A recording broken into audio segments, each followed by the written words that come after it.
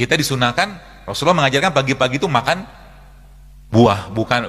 Quran pun mengatakan seperti itu. Jadi lebih baik pagi-pagi itu supaya badannya pun dalam fase pengeluaran. Pagi-pagi kita buang hajat, buang air besar, buang air kecil seperti itu, maka pagi-pagi itu yang paling tepat bukan makan bubur ayam, bakwan. Jadi pagi-pagi ngapain? Minum air putih sudah cukup sebenarnya. Anda makan sedikit buah-buahan, ya, dikunyah dengan baik, atau makan kurma sudah cukup pagi-pagi. Dan pagi-pagi juga bukan waktu yang tepat untuk makan karena memang grelin atau hormon lapar itu paling rendah di pagi hari. Jadi kalau orang makannya pagi hari banyak sama kayak siang pasti ngantuk. Seperti yang ngangguk-ngangguk ini para pelaku-pelakunya. Ya. Jadi kira-kira pagi-pagi cocok makan apa? Kapan mau diubah? Besok. Allah saksinya ya. Ya. Kenapa Anda harus hidup sehat? Kenapa kita harus? Jadi gini, saya sering sampaikan bahwa semua syariat dalam Islam itu menyehatkan semuanya. Ya, tapi kita tidak melakukannya untuk sehat. Kita melakukannya karena kewajiban. Ya, maka ada rukun Islam, kemudian ada sunnah-sunnah Nabi kita sallallahu alaihi wasallam. Kita lakukan itu semua dengan baik, ngikutin bagaimana polanya. Nggak usah 100% lah, 20-30% udah lumayan bagus. Ya, contoh mungkin saya sering sampaikan ini berulang dan saya akan ulang kembali. Mengatasi berbagai macam masalah degeneratif atau penyakit-penyakit degeneratif seperti stroke, darah tinggi, kencing manis, asam urat. Bagaimana cara mengatasinya? Gampang sekali. Ya, kalau kita ngikutin polanya Nabi, dan memang sains menjelaskan tentang itu. Nabi menjelaskan atau mencontohkan apa? Ada puasa Senin Kamis 2 kali 4 8. Kemudian ada puasa Ayyamul Bid 3 kali sebulan. Sudah 8 tambah 3 udah 11. Plus ditambah lagi dengan pada tanggal 17-nya atau 19-nya atau 21-nya kita berbekam. Itu sebuah metode pengobatan atau detoksifikasi yang luar biasa. Saya barusan dapat video jadi gini. Dan manusia, supaya teman-teman paham ya, kita memang tidak didesain sebenarnya secara bahasan gigi ya. Kita tidak didesain Allah untuk sering-sering makan daging sebenarnya. Apalagi tiap hari. Kenapa? Karena gigi kita sendiri jumlahnya kan 32. 4 gigi kita gigi taring, betul? Sisanya kan gigi seri sama geraham. Artinya apa? Artinya 4 taring itu kan porsi hewaninya cuma 15%, sisanya nabati. Gitu loh.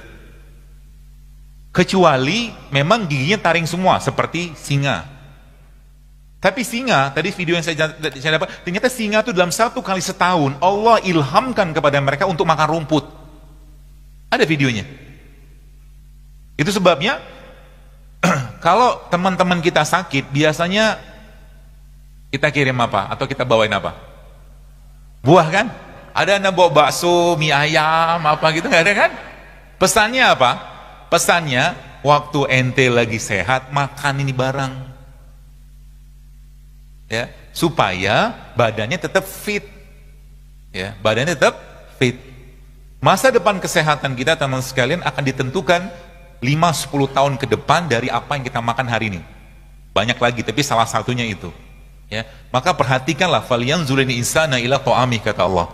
Maka Al-Quran memberikan pedoman yang luar biasa baik atau luar biasa penting untuk kita, yang itu sebenarnya ada dalam surat Al-Basa. Dalam surat Al-Basa. Tapi sebelum itu kita perlu tahu juga kira-kira apa tanda atau tanda-tanda badan kita bermasalah. Ya, badan kita bermasalah, tanda-tandanya apa? Banyak. Pertama, bawaannya lemes terus. Ya, bawaannya lemes terus. Kemudian susah turun berat badan. Ya. Kemudian mood swing ini moodnya naik turun. Kalau bahasa kita zaman sekarang baperan. Tanda orang baperan apa? Gampang banget left group. Baru saja dinasihati sedikit, ngomong sedikit, left group. Orang begini Bu, cepat ubanan Pak, Bu. Kenapa? Beban dari dirinya. Maka tadi kalau tadi cerita tentang Rasulullah itu ketika beliau meninggal, ya kita baca dalam kitab-kitab tentang sirah beliau itu, ketika beliau ubannya Rasulullah ada yang menyebutkan cuma 3 waktu meninggal, atau ada yang menyebutkan 11, atau ada yang menyebutkan 20. Orang beruban itu, atau orang beruban adalah tanda penuaan, tanda udah mau mati gitu lah bahasa kita. Kalau udah tahu ubannya udah banyak, ya udahlah, sering-sering ke masjid lah, gitu. Tapi yang jadi masalah adalah sekarang baru saja masuk semester 1 kuliah, sudah ubanan. Apa penyebabnya? Stres juga ada, mungkin makanan juga. Setiap makanan yang dimakan yang sudah mengalami pengolahan, dipanaskan berulang, dikasih bahan kimia, bahan tambahan pangan, pasti menyebabkan hilangnya elektron dalam badan kita. Kita sebut dengan missing elektron. Jadi kalau teman-teman mau nyobain, ya kalau mau sih, coba trial gitu kan. Jadi ada satu orang yang, kalau teman-teman lihat di YouTube ada satu orang Amerika yang nyobain makan fast food. Film dokumenternya judulnya Super Size Me. Jadi selama 1 bulan dia makan fast food. Gak usah sebutkan mereknya apa. Dan selama 9 bulan ke depan dia harus mendetok badannya dengan keluhan bahkan penyakit hampir 90 jenis penyakit. Ya, seperti itu. Ya, yang akhirnya dia bisa kembali, tapi itu butuh waktu yang lama. Jadi kalau Anda, ya kalau teman-teman di sini pikirkan baik-baik, kita tuh bersyukur banget Allah ciptakan kita dari tanah. Ya. Dalam surat Al-Mu'minun Allah katakan walaqad khalaqnal insana fi ahsani taqwim. Allah walaqad khalaqnal insana min sulalatin min tin, maaf. Dan kami ciptakan manusia dari saripati tanah. Kenapa tanah? Karena tanah itu sifatnya nyerap dulu. Dia nggak langsung Dia nggak langsung seperti air. Kalau air itu kan langsung larut. Ya jadi kalau misalkan Anda tiap hari pengen nyampah nggak apa-apa. Nyampah itu makan yang nggak sehat, bahasa saya gitu aja. Tapi ingat, dia akan terserap sampai akhirnya sebelum penyakit itu datang, ya, dia ngasih sign dulu. Signnya berupa apa? Keluhan. Tadi saya sebutkan tadi ada mood swing, kemudian bawaannya marah terus, kemudian cemas nggak jelas, kemudian sensitif dengan makanan tertentu. Kalau dulu Anda bisa makan telur, sekarang nggak bisa makan telur, ada yang nggak beres dengan perutnya. Kalau dulu bisa makan udang, sekarang nggak bisa, ada yang nggak beres dengan perutnya. Kalau dulunya bisa makan katakanlah makanan-makanan yang sifatnya makanan alami gitu kan, sekarang nggak bisa, ada yang nggak beres. Ya maka kita pahami baik-baik ini teman sekalian. Kemudian juga kalau disebutkan occasional headaches, jadi tiba-tiba pusing, tiba-tiba apa gitu loh. Jadi kita ngerti dulu badan kita itu bermasalah. Jadi kesehatan yang benar bukan nggak ada penyakit, tapi kesehatan yang sejati adalah munculnya vitalitas badan kita. Ya, munculnya vitalitas badan. Jadi kita nggak marahnya terkontrol, ya. Kemudian moodnya stabil, seperti itu. Ya, itu tanda-tanda badannya fit. Dan itu hanya bisa didapatkan kalau kita mengurangi makan. Kalau kita mengurangi makan. Ya, dan tanda-tanda orang banyak makan apa? Ya gemuk. Ya, gemuk dan seterusnya lah, banyak masalah badannya. Maka Nabi pernah menyampaikan dalam sebuah hadis bahwa nanti di akhir zaman aku melihat fenomena di kalangan umatku, kegemukan di mana-mana. Seperti nggak banyak yang gemuk di sini. Ya. Itu. Kemudian ada lagi namanya brain fog. Brain fog itu bawaannya dikit-dikit lupa gitu loh. Tadi kacamata saya di mana ya? Tadi sepatu saya di mana ya? Itu brain fog. Otaknya berkabut. Gitu loh. Kemudian nyeri badan, nyeri sendi, nyeri otot gitu kan, yang tidak kalah sering banget dialami banyak orang zaman sekarang adalah bad breath. Bad breath itu mulutnya bau. Mulut yang bau bukan hanya masalah di sini saja, tapi di perut juga banyak masalah situ. Ya, dan badan yang bau. Badan itu maksudnya dia tidak memberikan bukan wangi sih tidak, tapi badannya itu tidak atau mengeluarkan bau tidak sedap. Itu gara-gara apa? Makan.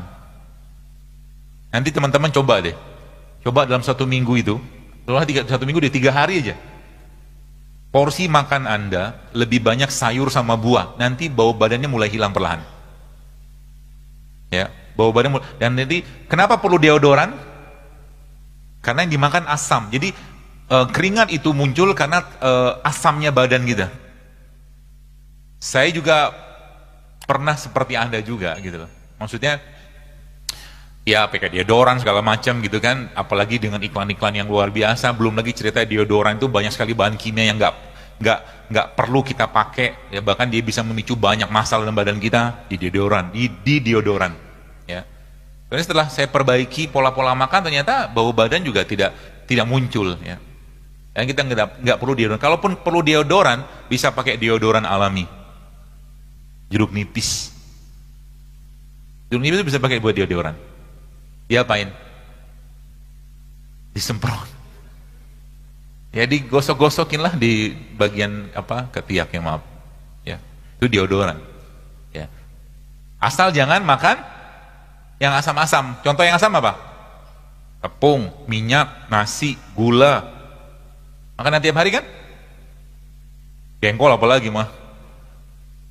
Jadi makanan-makanan asam seperti itu akan memudahkan badan kita untuk dihinggapi penyakit. Ya. Kemudian urin, ya, urin yang warnanya keruh atau mungkin terlalu kuning. Ya, tanda badan kita butuh didetoks. Maka mendetoks badan kita yang paling gampang sebenarnya kalau kita menggunakan apa yang Allah ciptakan di atas muka bumi ini, menggunakan air kelapa. Air kelapa itu teman-teman sebagian sudah saya share juga di Instagram juga. Salah satu yang terbaik yang kita bisa gunakan untuk detoks adalah air kelapa yang dagingnya masih ingusan. Ya, yang halus banget itu. Jadi teman-teman bisa air kelapa kayak begitu Anda blender sama kurma. Ya, blender sama kurma, atau juga bisa di blender dengan 1 atau 2 kapsul habatus sauda. Ya, itu bisa buat mendetoks badan. Ya, air kelapa. Berapa banyak sekali sehari cukup. Ya. Jadi air kelapa ditambahkan dengan tadi kurma, atau air kelapa dikasih madu, atau air kelapa dikasih kunyit, atau air kelapa dikasih jahe, itu mendetoks badan luar biasa itu.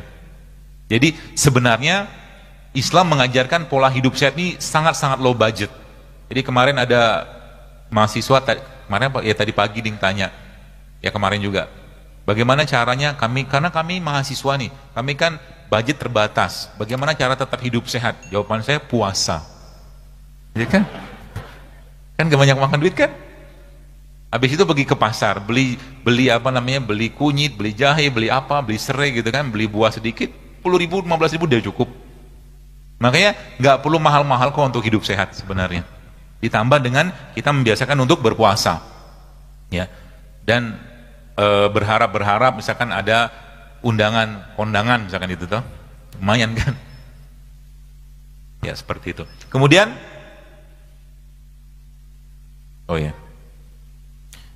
ya, izin dok. Insya Allah sesi tanya jawab pukul 17:10. Ya saya izinkan. Kemudian abdominal pain. Jadi abdominal pain ini maksudnya sering nyeri perut, kram. Dan bagi perempuan, tanda-tanda badannya banyak masalah adalah mensnya yang bermasalah. Jadi kalau sudah perempuan bermasalah di mensnya, maka itu gerbang penyakit yang lebih besar ke depan. Ya, PCO nanti muncul dari situ, kemudian endometriosis, infertilitas akan muncul dari mens yang bermasalah. Ini secara umum kayak begitu. Ya, jadi hati-hati dengan itu. Kemudian sleep disturbance. Jadi maksudnya yang lain daripada itu adalah gangguan tidur.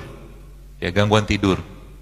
Jadi gangguan tidur, orang susah tidur itu masalah. Makanya saya sarankan, kalau bisa teman-teman, kalau memang Anda memang suka olahraga, jangan olahraganya malam. Malam bukan waktu yang tepat untuk olahraga, karena tumbuhan pun sedang mengeluarkan karbon dioksida. Kapan olahraga yang baik? Waktu matahari terbit sampai sebelum tenggelam. Ya, karena matahari atau tumbuhan masih mengeluarkan oksigen dari proses fotosintesis tadi. Dan memang secara fisiologisnya hormon di malam hari itu beda dengan hormon di siang hari. Kalau malam hari parasimpatik yang bekerja, kalau siang hari simpatik. Maka di situ tadi saya sampaikan bahwa Allah sampaikan malam itu jadikan sebagai istirahat. Diistirahatkan apa? Organ, sistem, enzim semua diistirahatkan.